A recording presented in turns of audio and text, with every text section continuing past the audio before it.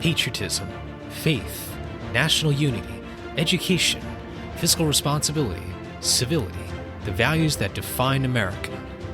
Fascinating stories and talks from America-loving patriots dedicated to preserving freedom, opportunity, and justice. Welcome to the Friends and Fellow Citizens podcast.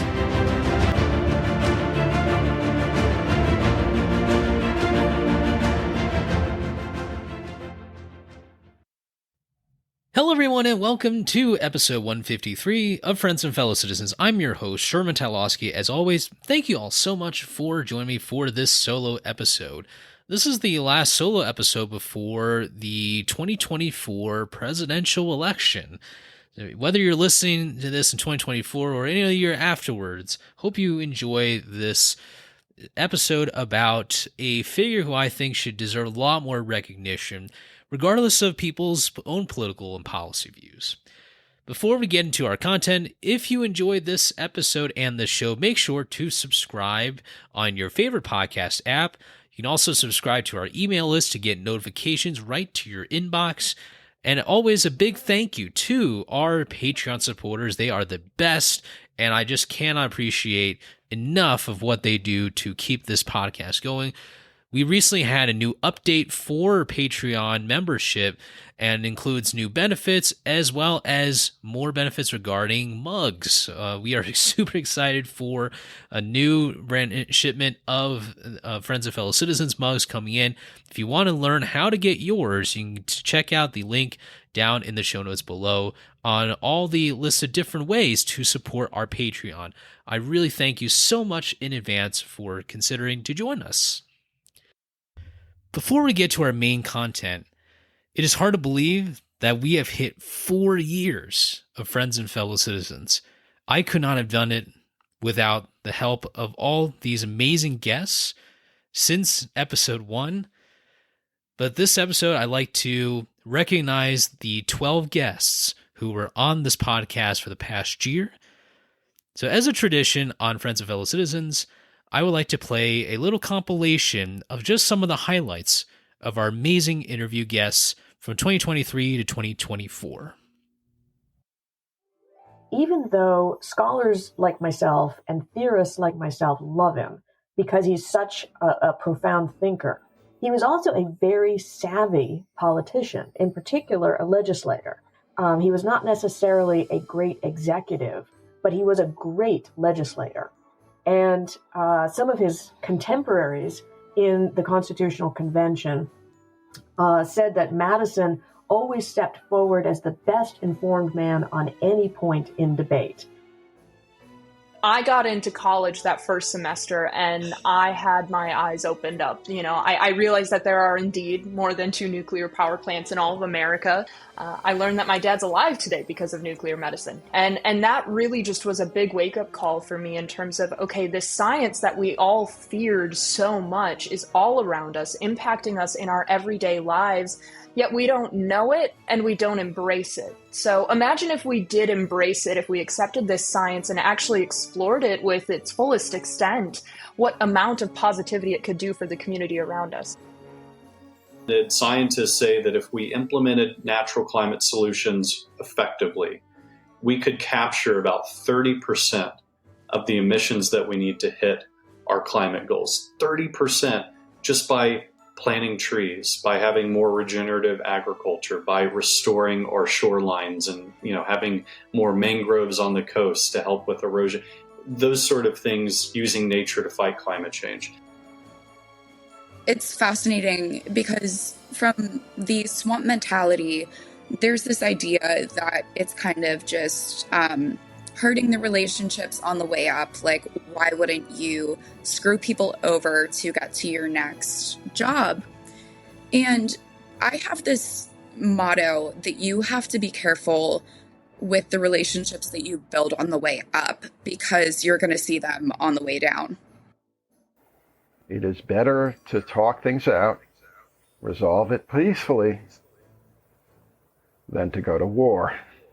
The ultimate result of this dispute is not only the 13th Amendment abolishing slavery, a good thing, it is also the fact that the North largely, officially desegregates over the course of Reconstruction, which is the untold story of Reconstruction.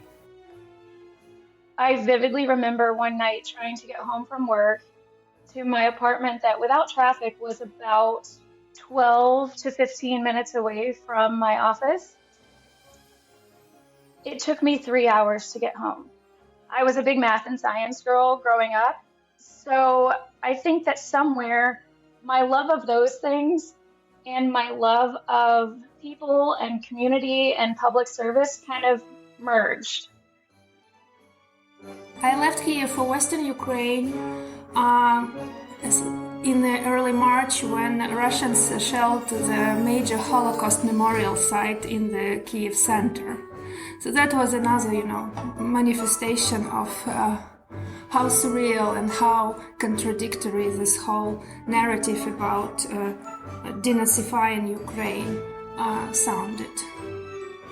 Well, one of the things I think is fascinating about Grant is that he spent much of his life being completely unsuccessful.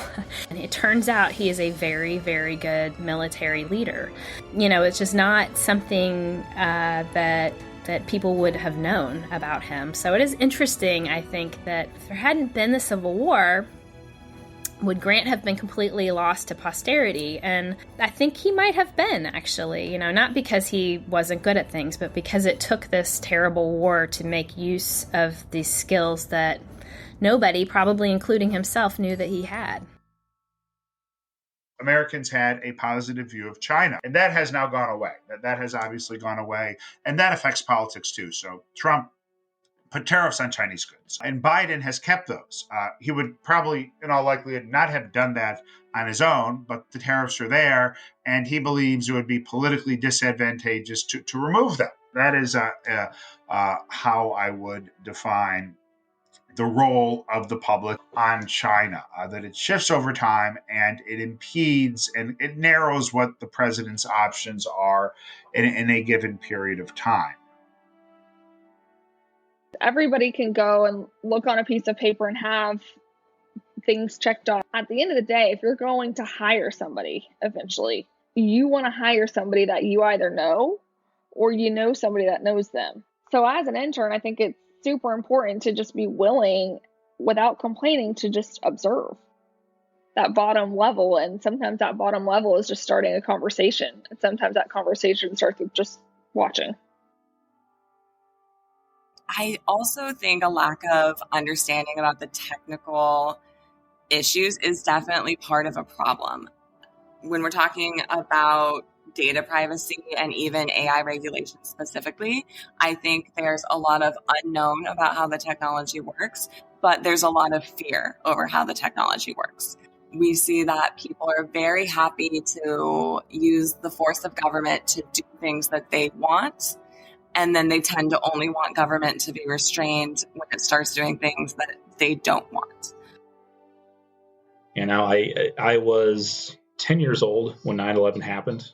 So I have still a decent memory, right? But from a kid's perspective, I didn't fully understand what was going on. So this was like, at least for me, it was like a 9/11 part two. I actually had a couple of our classmates reach out to me that day because they know I'm Jewish. They know I'm very pro-Israel, and they asked me, how are you doing? I had other family members reach out to me as well that day because they know the work that I do. It was interesting in the sense that I knew after October 8th, my work at ADL was going to shift. This year is, as I mentioned earlier, a presidential election. And one of the things, and really a tradition I want to keep, is to reflect on a presidential election in the past and see if we can find any commonalities or lessons that we can learn from and apply them to today. Really based a lot on the show's principles of looking at George Washington's farewell address and seeing those principles, seeing the evidence of that through our interview and solo episodes. Today I'm going to be doing it by looking at 100 years ago. And I mean literally 100 years ago. I am talking, of course, of the 1924 presidential election.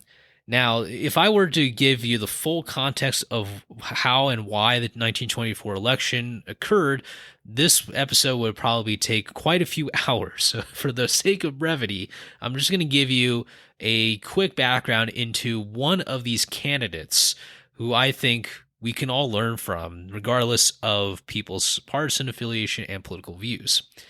This candidate is not either of the major candidates in 1924. The Republican nominee was Calvin Coolidge, who had taken over as president. He was vice president earlier. He had taken over as president because Warren Harding died.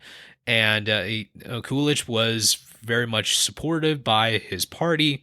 And despite the issues surrounding, questions of his ability to really be a vocal leader and all that, he was nominated easily. And then the Democrats, well, this is very, very complicated. So I'm going to shorten this even more because it would also take forever. Because the convention really felt like forever. The Democrats really could not find anybody initially. It was really between two men, William McAdoo and Al Smith. If some of you have listened to my episode about Oscar Underwood, you'll know this is a bit of a recap of that election and that time period. But McAdoo and Al Smith were the two major candidates who had their own problems, at least within the party. And because they had way too many problems, and so collectively they created even more problems for the Democrats. At the convention in Madison Square Garden that summer, that convention is the longest continuously running political party convention between the Democrats and Republicans ever. And this was so long that it actually took 100 plus ballots to find a candidate. And the funny thing is the candidate wasn't even either McAdoo or Al Smith, because after 100 ballots, people just really want to jump off a bridge. And not to mention, a lot of people probably were not paying attention anymore because there were probably other better things to do after 100 ballots. But the Democrat Party chose a conservative candidate named John Davis. And basically, Davis is a guy who no one ever heard of before, really. I can understand why Democrats are just like, oh, just go with that guy because he seems reasonable and he's not crazy and he's not going to burn down Madison Square Garden. But that's how people feel because you're just exhausted. And so those are the two candidates. Now, I mentioned that people were probably not tuning in very much at the end of 100 ballots. Well, this election, a lot of people really wanted to tune out of both of these candidates. At that time, there was a lot of societal and cultural change with the Roaring '20s. The economy was really doing well, which I'm sure helped boost Coolidge to some degree. But a lot of Americans were not satisfied with either Coolidge or Davis. They thought that they were being served two versions of essentially the same thing, the same kind of policies, maybe the same kind of mannerisms. And that was true. Both Coolidge and Davis really had a lot of similar policies. So a lot of Americans wanted to turn to someone who they thought could deliver change, who was different, who was charismatic, and probably wasn't going to bore anyone to death. And that man, a lot of people coalesced around, was Robert La Follette. La Follette deserves a whole episode about himself, and even that isn't going to be enough to describe him. But all you need to know is that La Follette was a progressive Republican. What that means is that he was part of that larger movement of Republicans around the Teddy Roosevelt era back in the 1900s and 1910s. Teddy Roosevelt, of course, really reshaped the Republican Party in a lot of ways, bringing in, for example, environmental issues. And La Follette was one to be very, very passionate about labor laws, about tackling cronyism in Washington and Wall Street. And he was a very energetic person. He loved to go out and campaign and do a lot of speeches. There were a couple of times when he didn't do very well, but he was still out there talking to people and just energizing folks who were really excited about a new type of progressivism. At that time, it was quite a conservative time, and so La Follette really distinguished himself in a lot of ways. He did create a lot of enemies, though, within the Republican Party, including with Roosevelt. They did not get along super well. Nonetheless, La Follette became a very, very interesting force. Aside from the fact that he had his own policies, and I really do think a lot of these policies and ideas came from him originally, or at least came from people who knew him very well, just because they were so different from anything else that was being offered outside, really, of Teddy Roosevelt's. I mean, Teddy Roosevelt was the only other major force, and obviously a much larger force than La Follette. In 1924, so many people were dissatisfied with Coolidge and Davis that they just probably thought, you know what, I'm just going to support or find a guy who, regardless of his policies, at least they're different than what I'm getting. And that's probably how you can describe a lot of these La Follette supporters. He did get a lot of Democrats who were interested. He got the Socialist Party, farmers' unions, and other labor unions together because they didn't like either of the two parties because they wanted a more liberal choice for president. With all these people saying, we'll just go with anyone who's got different ideas. Sound familiar if you're listening 2024? That's the kind of mood that people had. And La Follette was one to really be able to galvanize a lot of the supporters initially. Now, he didn't have the same infrastructure as the Democrats or Republicans. However, what I think La Follette contributes to is this idea that when people are dissatisfied, there's proof that the people will splinter. And it's really up to the parties to be able to determine whether or not they can be able to survive. And ultimately, Calvin Coolidge wins the Electoral College and the popular vote by a huge margin and easily wins over the Democrat John Davis, who really did poorly. I mean, I believe it was somewhere below the 30%. I mean, that's almost unheard of nowadays. But that's how bad he was. Not necessarily as a person, because I'm sure he was just trying to stay afloat, but just, the dissatisfaction that goes into in how people felt at that time. Robert La Follette got 16%, which is quite amazing for a third-party candidate. And I imagine that had La Follette maybe not created so many political enemies during his career, he might have gotten more. And it would have been just interesting to see how those numbers would have changed had he did things differently in the past. Now that I've given you the background and what happens in 1924, I'd like to bring this a little bit to the takeaways from Mr. La Follette. I do think that La Follette offers a couple of things. First is that he is an innovator. I really find that it's impressive when certain third-party candidates really come up with a lot of these ideas. And what is it that they do? They are the ones who are out in the front lines talking to people. I found this very interesting quote here, and this is from F.E. Haynes, and I believe this is from a 1924 edition of a magazine, and it says, quote, "He is an individualist, a progressive, and a liberal Democrat in a period in which the socialization of our politics is the great issue before the country," unquote. That, I think, is one of the powers of La Follette and one of the large remnants of his legacy. It wasn't just that the politicians at the time weren't listening to the people, and that certainly was a big deal at the time. Not to mention that there was that huge scandal with the Teapot Dome scandal that really, really harmed the Harding administration. One of the reasons why there were a number of Republicans who did not vote for Coolidge is that they found that association just too large for them to vote for the Republican nominee, but that the response after Teapot Dome scandal was just not enough for people. And people really wanted to find some ability to socialize and talk about this openly. What are some ways we can shape the judiciary so that we can catch these people, so that people are held accountable? What are some ideas that can bring people together to make change with regards to policy, including labor laws and the environment and whatnot? What sort of changes can we make there? La Follette seemed to be the answer for these people who wanted to find new ways to socialize, to be able to get to know, your fellow laborers, your fellow citizens, your fellow workers, right? And this is how this dissatisfaction becomes a movement.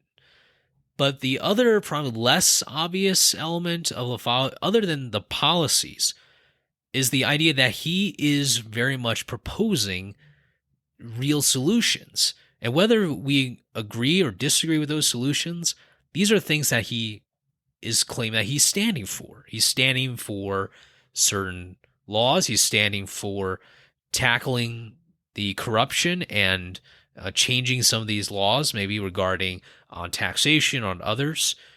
He was a vehicle of a broad coalition that wanted to state things that they were for and not just things or people they were against. That is my main takeaway for La Follette's legacy in 1924. And now I'd like to offer a couple of takeaways from Robert La Follette and how we can apply his legacy and his experiences to the present day. First is we need to recognize that when the vast majority of the American public is so incredibly dissatisfied with both major party candidates for president, it's important to listen to those people's grievances. One of the common themes I'm seeing for both major presidential campaigns is that they don't seem to appear to understand why it is that a number of people in our country are dissatisfied with their candidate.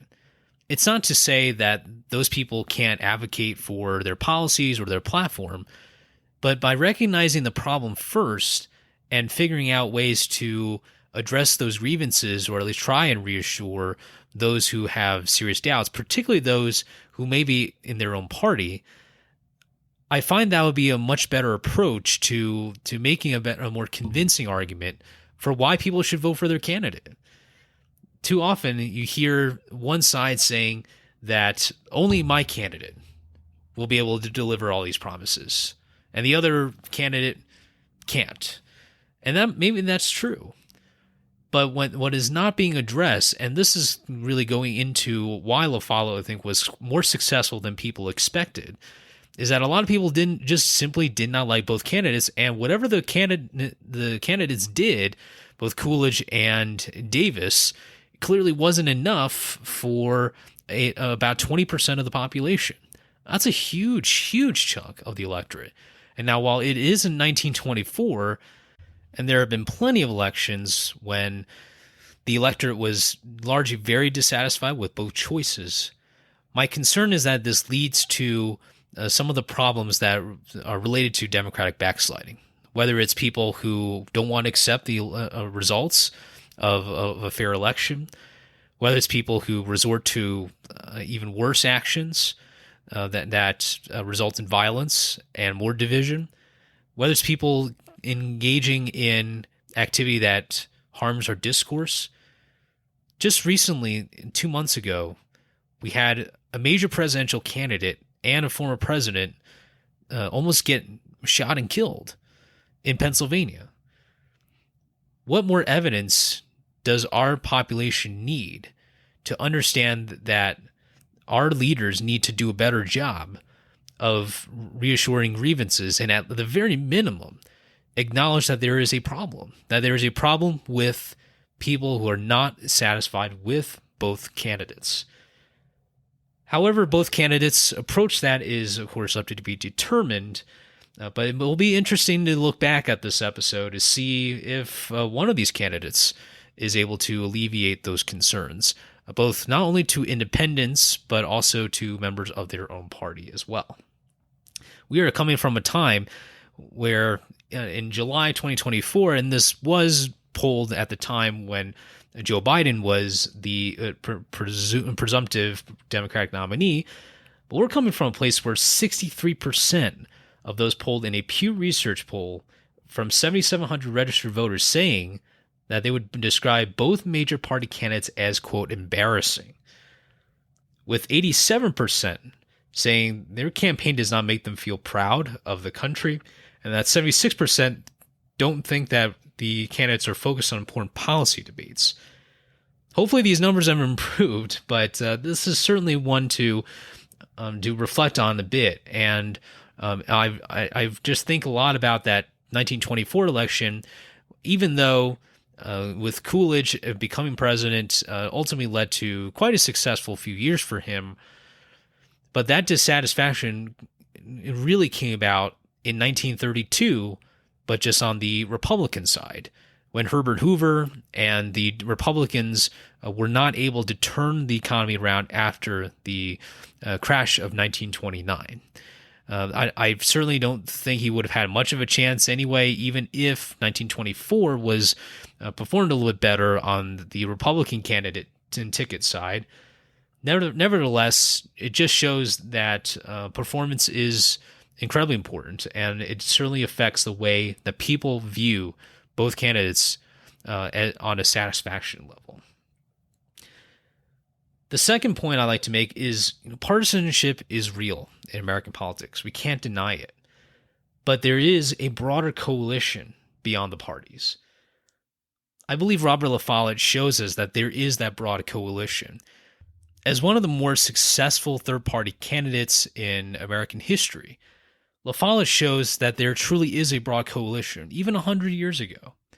And while he didn't get anywhere near close to victory, he did show that people may be longing for what people used to be. What I mean is that a lot of his policies, which were very much policies that Teddy Roosevelt would have supported, people were probably still longing for some of those Roosevelt policies, that Roosevelt era, which was not easy by any means, but Teddy Roosevelt had paved a way for a new brand of progressive politics in the Republican Party, and was able to garner a huge amount of support from both parties throughout his term. I recently read a New York Times op-ed, and as most people will know, the New York Times is going to be very, very critical of Trump and the Republican Party nowadays. What is interesting, though, is how, as the op-ed is criticizing Trump and the candidacy, it's stated how Republicans really should be more like George H.W. Bush, John McCain, Mitt Romney. What is fascinating is how I still am old enough to remember the 2008 presidential election and the 2012 election. And what I remember is that these papers were incredibly critical of these figures. But through the passage of time, with different perceptions on the two parties, not to mention the polarization that is happening, the polarization interestingly reveals an interest or nostalgia in some of those times when people used to engage in, for lack of better words, politics as normal. That people could criticize the other in certainly very harsh terms, but people maybe felt that the political temperature wasn't as heated as it is now. Time will tell over the course of history how political temperatures compare, but it's just fascinating how people can have different perceptions of different candidacies, even if those people were those whom we disagree with at the time. What I think this shows is we need to always remember to maintain a level of respect towards one another. We can be involved in the partisan bickering and the talking points, and I'm certainly not one to want to engage in that all the time. But that's going to be natural. Everyone's going to be tribal at some point. But remember that the candidate or the party you might dislike now might actually appear more favorable over time. It's certainly not a trend that I want to see. I like to hope that our perceptions of the political environment and of our candidates improves over time. But this is going to take a lot of work. This New York Times op-ed shows that our opinions can change. People's perceptions of candidates now could change very differently in 10, 20 years. But when we're just caught in, I guess you could say, the fog of war, or the fog of campaigning, I should say, there is a tendency to forget that people might not be as bad as they are described. I remember in history class learning about the election of 1800. That's probably one of the most famous elections, probably an election we will be covering at some point on this podcast. The election of 1800 was incredibly heated when you had people just a year after President George Washington passed away. You had people probably feeling like, boy, this is turning out a lot worse than we think, because both candidates are really calling each other just the nastiest names. We've been in very tough and very divided elections before, but interesting enough, when people look back at those candidates, they realize, maybe I wasn't the most level-headed person. Maybe I should have recognized that person might have had good qualities. And I want to encourage all of you to be careful when critiquing others too much, but because maybe one day there is something about that person that you might actually like. From a 1924 speech by Robert La Follette, he mentioned a quote that I hope will be of some value to all of you. He said, quote, "Men must be aggressive for what is right if government is to be saved from men who are aggressive for what is wrong," unquote. La Follette demonstrates that there are many ways to express dissatisfaction in our politics. As I mentioned in the first point, a lot of people are feeling like that. But we have to be on the offensive side. We have to not just run on campaigns saying that the other side is bad. We have to be aggressive for what is right. We have to ensure that we are fighting for goodness. We're fighting for civility. We're fighting for good policy. We're fighting for good debates. When was the last time we really had a real debate on the House floor, on the Senate floor? Or when was the last time we had a real debate, maybe on a debate stage? I think some would argue that the CNN debate in June of earlier this year was one of the better debates, in part because of some of the formatting changes. But how do we go from there? What is the future of presidential debates? And how do we allow those platforms to advocate for what is right? Although I'm sure La Follette was very controversial for a lot of people at the time, I can't begin to imagine how both parties were absolutely scared as to what La Follette was going to do to their voter bases, and for good reason. La Follette demonstrates that there is power to creating your own platform and being a true advocate for it. To bring together different coalitions from both parties to try and build something new and something bigger than oneself. It's not an advocacy for voting for a third party or encouraging people to not vote third party. La Follette created his own opportunity and offered people a new alternative to the politics that had been dragging the political environment for those years in the early 1920s. We have to always strive for better, because a better political environment is what gives more promise to more voters and to more generations in the years to come. Thank you all so much for listening to this episode. If you enjoyed it, make sure to subscribe to Friends and Fellow Citizens for more content. Have a great rest of your day, and remember, a day in America is always better when we are with our friends and fellow citizens.